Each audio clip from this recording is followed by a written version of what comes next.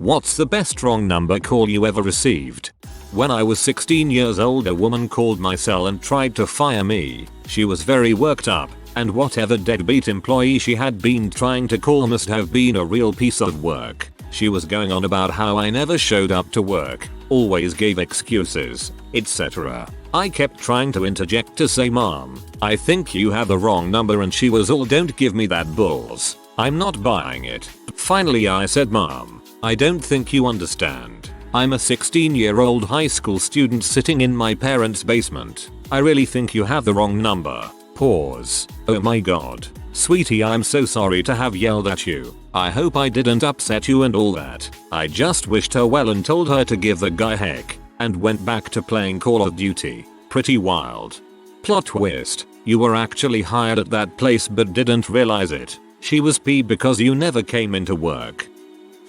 Got a call from a crying lady about 7 years ago, saying over and over, "Mom passed away, I don't know how. Do you? You were supposed to be there." I'm freaking out because she sounded like my sister, at least through the hysterical crying and talking. After the first 2 minutes of trying to get a word edgewise to my sister, she says she doesn't know how to make it to Marion. Wait, who is this? Come to find out, not my sister but some poor lady whose mom passed and hysterically misdialed her brother. I was living in Cincinnati at the time and the Moment family. Also, funeral was in Marion, a bit north of Columbus. She apologized and calmed down, but by this point I was kind of drawn in based on the emotional roller coaster, so I asked her where she lived and found out who she was. Very sad situation, so I told her I'd pick her up from Lexington, KY and take her to Marion the next day, Saturday. I met some of her family and left. Now for the last 7 years I get a Christmas card from this sweet lady, and she's come to my home a few times for my kids' days and my family as well to some of her life events. Summary. Got a call from a lady crying about mom passing. After realizing it wasn't my sister, helped her out by driving her to her hometown to see fam and funeral. An initially terrible phone call resulted in a fantastic relationship with a wonderful person. I like the use of the word summary versus TLDR. This story involves me not receiving a wrong number call, but facilitating one. When I was a teenager, I felt like making a creative prank call, so I used my dad's home office phone to make a prank conference call. I called one random number, and while it started ringing I called another random number on the other line and patched it through. The timing was perfect and the first person said hello, to which the second friendly person replied, "Oh hello, how are you?" They made small talk for about 3 minutes before realizing that neither of them had called the other, and they hung up, very confused. I was very proud. There was a hostage situation with multiple shootings where I lived last year sometime. Got a random call from some lady in a completely different state shortly after the media grabbed a hold of the situation. When I answered, she yelled, "Trisha, you okay baby?" I informed her she had the wrong number. She apologized. Then she said, "Are you okay though? I heard about the hostage situation going on. You're safe, right?" I live about 25 minutes from where the hostage situation took place. But it made me smile that she stayed on the phone with the wrong number to make sure this stranger was okay too. She actually still calls every couple of months to say hi. I pick up the phone and hear what is clearly a child's voice. Hello? This is, the refrigerator company? Okay, so it's clearly a wrong number because I don't know any children. And they're clearly setting me up for an "is your refrigerator running" joke. So I decide to mess with them. "Oh, the refrigerator company. Finally, I've been waiting for you to call back for days. My fridge still isn't running. I've defrosted it. I've cleaned the coils. I've reset the circuit breaker. I've tried plugging it into another outlet. It won't chill. It's not making any noise or anything. The fans don't spin. And yes, I cleaned the fans too. The light works, but that's about it. I've lost hundreds of dollars of food and I'm being greatly inconvenienced by having to buy new food every day. I have an important dinner party on Saturday, and I absolutely must have refrigeration. I need you to send out an emergency technician immediately, because this wait is absolutely unacceptable." The poor kid breaks down and fesses up that she's just trying to do a prank phone call and she must have gotten the wrong number. So I fess up that I'm just messing with her, give her some tips on scripting and delivery, and we part amicably. Staying in a hotel. Came back to the room one night. Message on the machine. Woman with heavy Asian accent. Hello, please send cookie. Of all the stories in this thread, somehow this one made me burst out with laughter.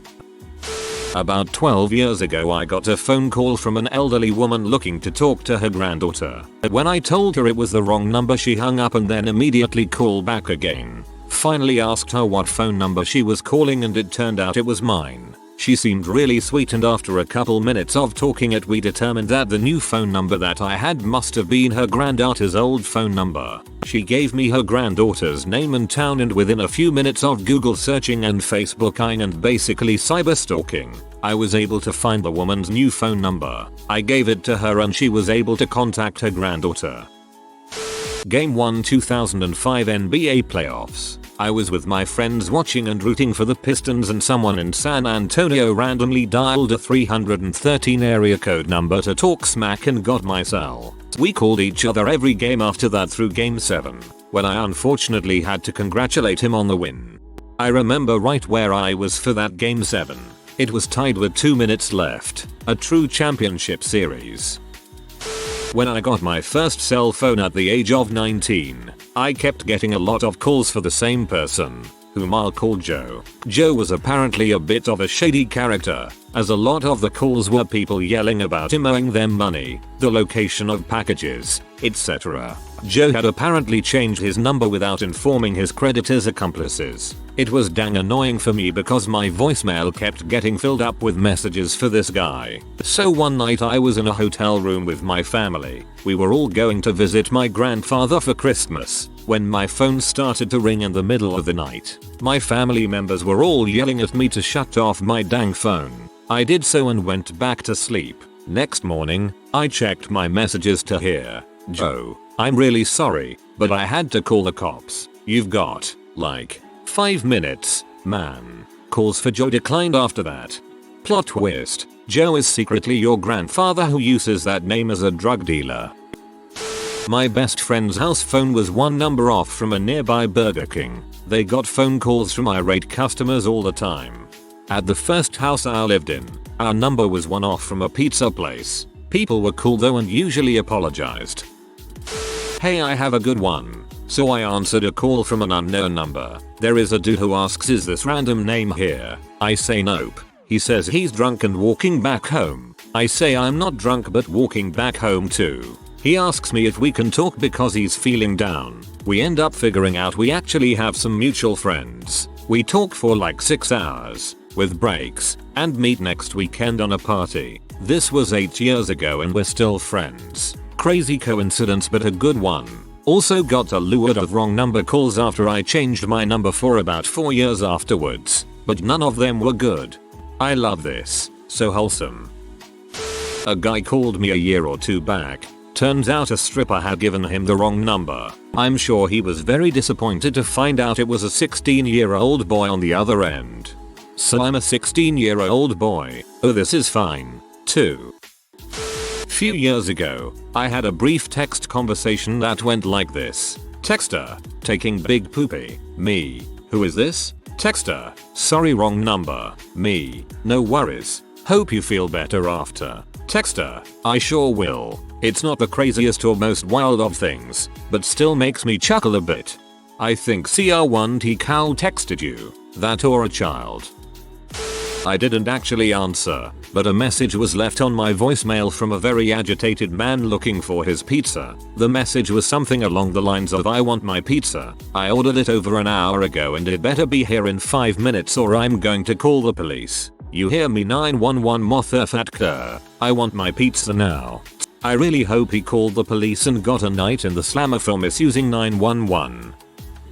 I kept getting calls like this. Me. Hello? Caller. Psychopath. Me.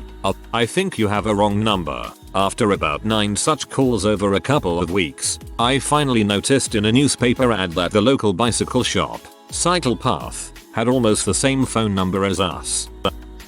Many years ago when I was 11 or 12. I'm 43 now. My mom tells me my friend is on the phone. The girl asked for me and said her name was Lori, my best friend. So I grab the upstairs extension and we proceed to have a conversation.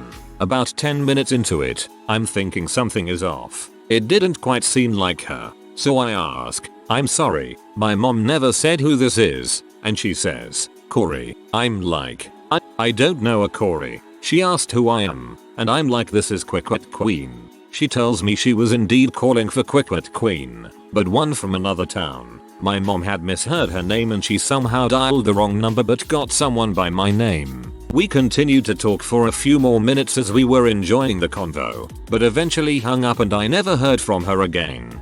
It would make me irrationally happy if Corey saw this post and y'all reconnected after all this time. I'll preface it by saying that my number is apparently similar to a drug dealer named Dante. I have gotten people calling the wrong number at least once a week looking for drugs since I got this number in 2004. I gave up on explaining it and tend to just mess with these people. When I was home from college for the summer probably 10 years ago, watching TV with my dad, get a call from a number I don't recognize and the conversation went like this. Hello? Hey man. What are you up to? Not much, just chilling, watching TV at my parents' house. Cool. You want to hang out at my place? Yeah dude. See you in like 20 minutes? Cool. See you then. Then I hung up. My dad was like, who was that? And I was all no idea. Wrong number. Dang. Should have set up some drug deals where they leave the money concealed in a public place for you to pick up. When the drugs don't materialize, Dante gets the inferno kicked out of him, motivating him to get a real job. When I moved into my first apartment, landlines were still commonplace, cell phones not so much. Someone, for about a month, was giving out my phone number as the phone number of the local ambulance company. I would regularly get non-emergency calls asking to schedule an ambulance to transport patients between nursing homes and hospitals, etc. First, it turns out people don't really listen to what you say, and they would continue to try to make the appointment after I told them it was the wrong number. Second, there was one lady who refused to believe that she had the wrong number. This was the number she was given, so I had better be ready to transport her patient. I wound up explaining I was a college student with a beta and not in a position to transport critically ill people before she finally accepted that I couldn't help her. Listen, you got me. I can get you across the border, but it'll be $10,000. All cash, small bills, and if you're taller than 5 feet 4 it's going to be tight. Bring separate bail money. Not me, but my father's phone number is almost identical to a taxi dispatch service based 40 miles away from where we live. Once in a while, someone calls him to order a taxi and he kindly informs them that they have called the wrong number. On day, though, he decided to play with one of the callers for a while. It went like this. Customer, hello, I would like a taxi from address. Father pretending to be a taxi dispatcher. Yes, that's alright. Would you like a black, white or Asian driver? Male or female? Customer sounding confused.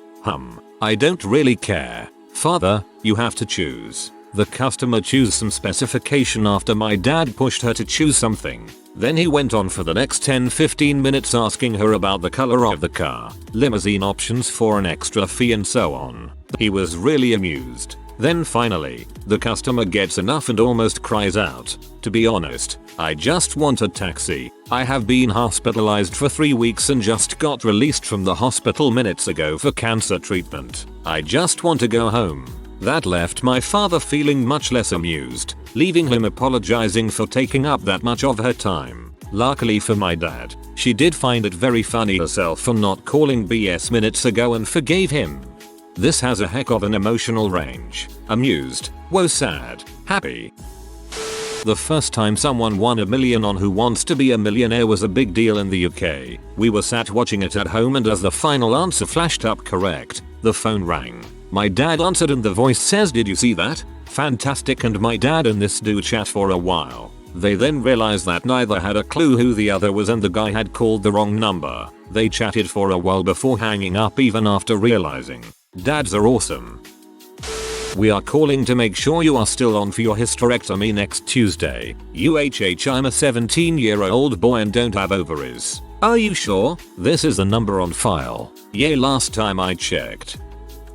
I once had a wrong number call from a debt collection agency, asking for someone I'd never heard of. I'll call her Jean Doe. I explained the situation and they just hung up on me. No sorry for wasting your time. Not even a goodbye. A few weeks later I got another call from the same number. So picked up and answered, "Good morning, Jane Doe's office." They asked to talk to her, but I explained that everyone needs an appointment. I offered the 19th of February, 3:15 p.m. It was October. They insisted that February was unacceptable. They carried on calling and texting every few weeks, and I carried on playing the part of the most obstructive personal assistant imaginable. I mentioned that any money matters should be handled not through me but rather by contacting Ms. Doe's financial advisors, but then refused to give their number, as anyone who is really doing business with Ms. Doe already has the relevant contact information.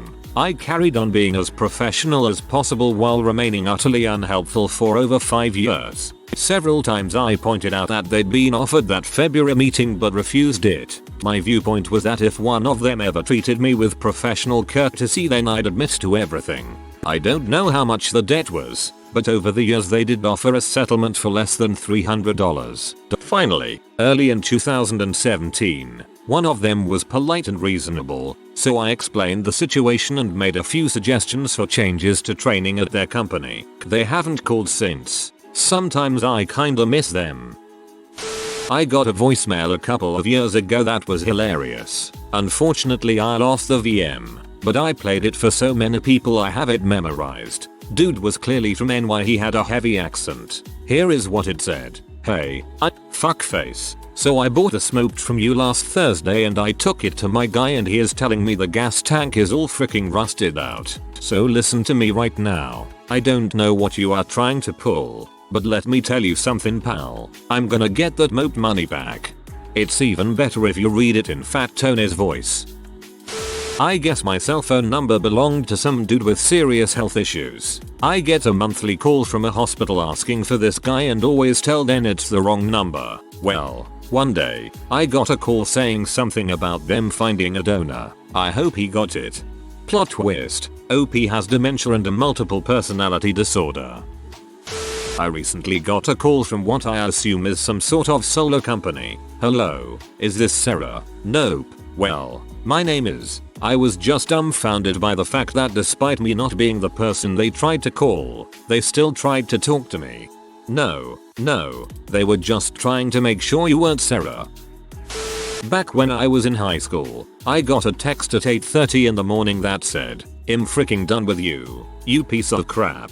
I'm done. You go pick up Clary from school and frick off from me." I then responded, "I think you have the wrong number." To which this person responded, "Frick off, Matt. Frick off. My name is not Matt." She didn't respond to anything else, so I have no idea what happened.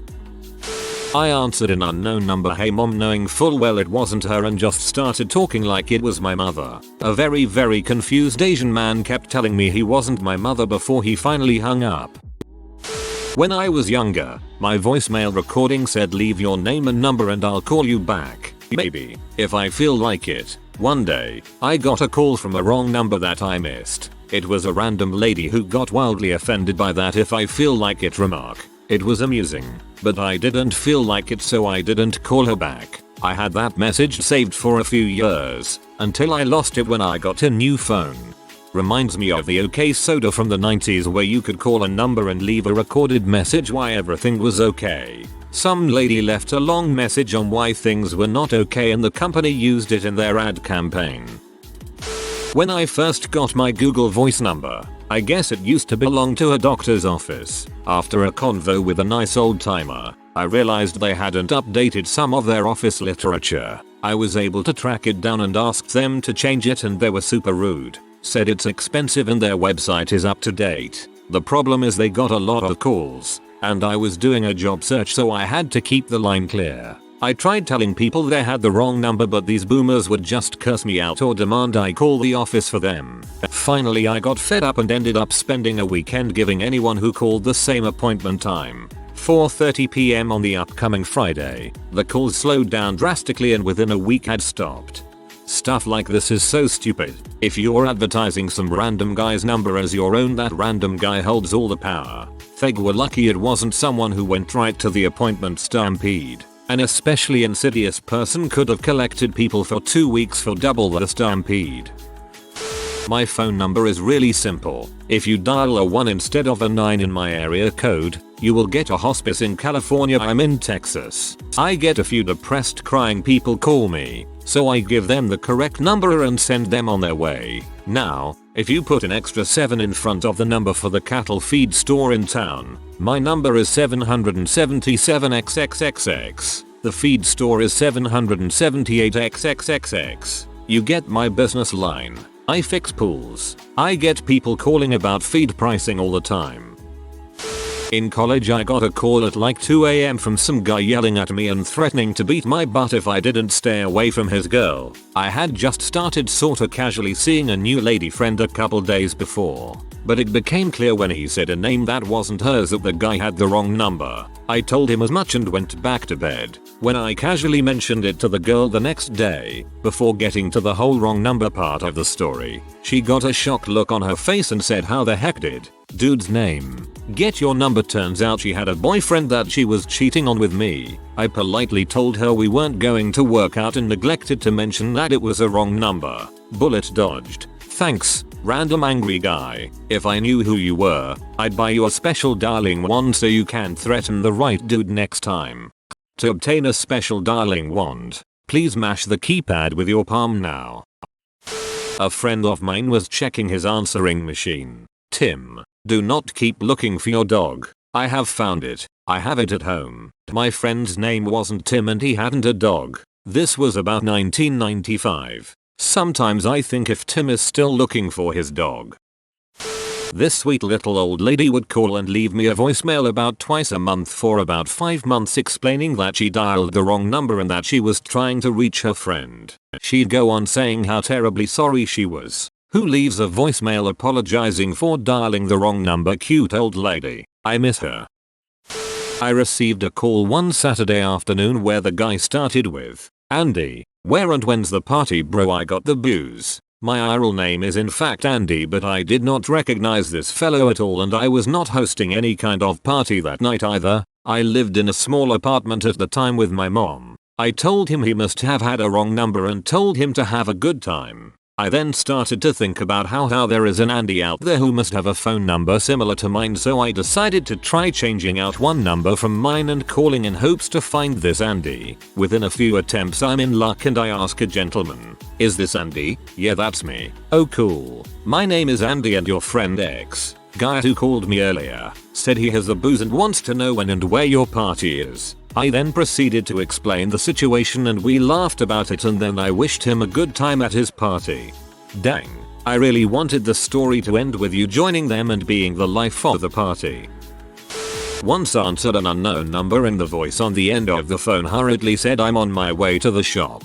Do you want anything, love?" I had no idea who it was, but I said I wanted a Snickers bar. They said, "Okay, I'll see you in a bit." I like to think they turned up to their partner's house with a Snickers and had an X-Files moment. Also want to share a memory of my friend that died a few days ago. About 20 years ago his landline was a digit off of what the local bank's number was. He would get phone calls all the time from old people inquiring about their accounts. If he had been a very immoral person he could have totally exploited them.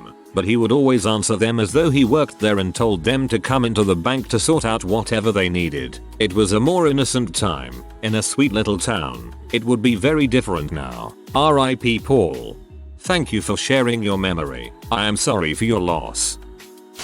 If you are new to the channel, you can subscribe. I publish new videos every day. Until then, check another video.